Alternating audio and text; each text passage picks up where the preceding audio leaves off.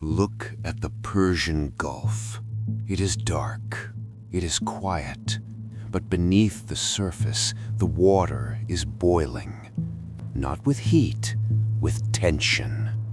Welcome to March 2026. The world is holding its breath.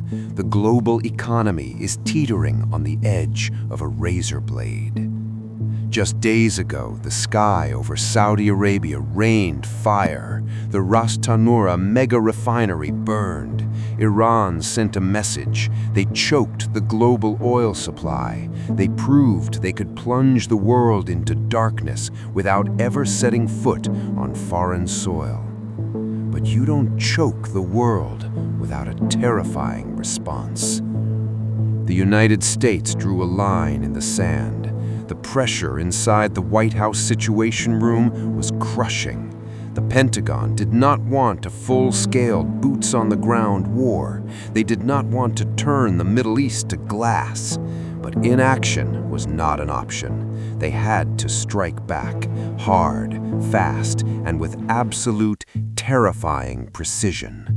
They needed a target that would paralyze the Iranian military apparatus, a target that would strike fear deep into the heart of Tehran without triggering an apocalyptic global depression. They found it. 25 kilometers off the Iranian coast lies a tiny piece of coral rock. It is only 8 kilometers long. You could walk across it in a single afternoon. But this rock is the most heavily guarded fortress in the sea. This is Kharg Island, the Forbidden Island. To the outside world, it is a mystery. To Iran, it is absolute survival. 90% of Iran's crude oil flows through this single, tiny island, millions of barrels a day. It is the economic jugular vein of the entire nation. But Kharg is not just an oil terminal, it is a heavily armed porcupine, bristling with steel. The Islamic Revolutionary Guard Corps packed Kharg Island with their most advanced weapons, layered anti-aircraft batteries, state-of-the-art radar stations, swarm drone launch pads, coastal defense cruise missiles aimed directly at the shipping lanes. The United States decided to shave the porcupine. The plan was a masterpiece of modern tactical warfare. It had to be. If a single American missile missed its mark by a fraction of a degree, it could hit a crude oil storage tank. A strike on the oil would cause an environmental catastrophe. It would send global gas prices into the stratosphere. It would paralyze global shipping. It would start World War III. The order came straight from the commander-in-chief. Hit the military, neutralize the threat, but leave the oil alone. Show them we can thread the needle in the pitch black. It is midnight, March 12th, 2026. The Arabian Sea is utterly black. Deep beneath the crushing waves, an Ohio-class nuclear submarine glides silently.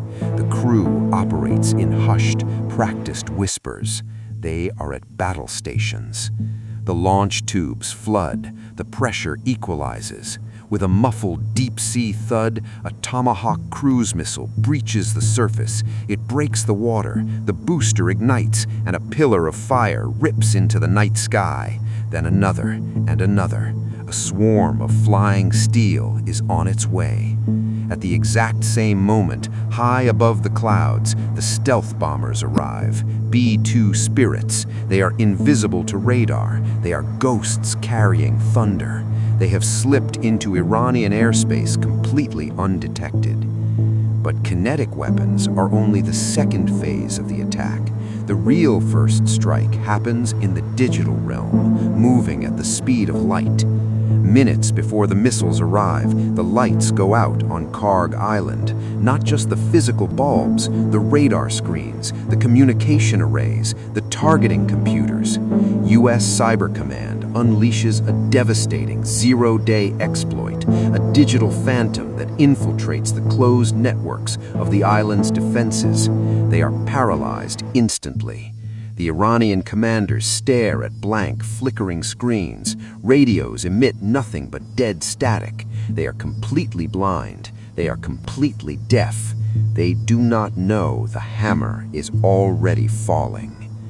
The tomahawks skim the waves. They fly so low they kick up sea spray, evading whatever backup radar might still be functioning. They bypass the mainland entirely. They zero in on the tiny coral rock.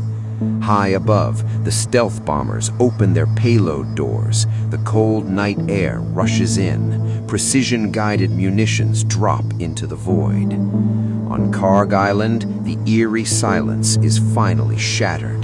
The first explosion rips through an early warning radar installation on the northern cliffs. Concrete and steel are vaporized. Before the dust can even settle, a second explosion annihilates a surface-to-air missile battery. Panic erupts across the base. The Revolutionary Guard scrambles in the dark. Sirens wail, but the automated defense systems are dead. Soldiers try to manually fire anti-aircraft guns into the pitch-black sky. They are shooting at shadows. The American strike is relentless. It is cold. It is deeply surgical. 90 separate military targets are hit in a matter of 20 minutes. Drone storage warehouses cave in on themselves. Munitions bunkers detonate from the inside, sending secondary explosions high into the air. Coastal defense launchers are turned into twisted, smoking metal husks. The ground shakes violently. The noise is deafening. Just a few hundred feet away from the raging infernos stand the massive crude oil storage tanks. They are filled with millions of gallons of highly flammable liquid. The shock waves violently ripple the steel sides of the tanks. The intense heat from the blasts scorches the white paint on their exterior. But the tanks do not breach. Not a single drop of oil is spilled. The American missiles hit exactly where they were programmed to hit, down to the absolute inch. It is a terrifying display of technological supremacy. It is a warning written in fire. For 20 agonizing minutes, Kharg Island is a living hell of fire and shrapnel. And then, as quickly as it began, the sky goes quiet. The stealth bombers bank hard, turning back toward the safety of the ocean. They disappear back into the night. The strike is over. Dawn breaks over the Persian Gulf. The morning sun cuts through the thick haze. It reveals the utter devastation. The military infrastructure on Kharg Island is simply gone, erased from the map. Thick, acrid black smoke rises from the ruins of bunkers and launch pads. But the sprawling oil terminals are completely untouched. The deep water jetties are intact. The sub-sea pipelines are secure. The gazelles that roam the island carefully step around the craters. The message delivered to Tehran is crystal clear, and it is chilling to the bone.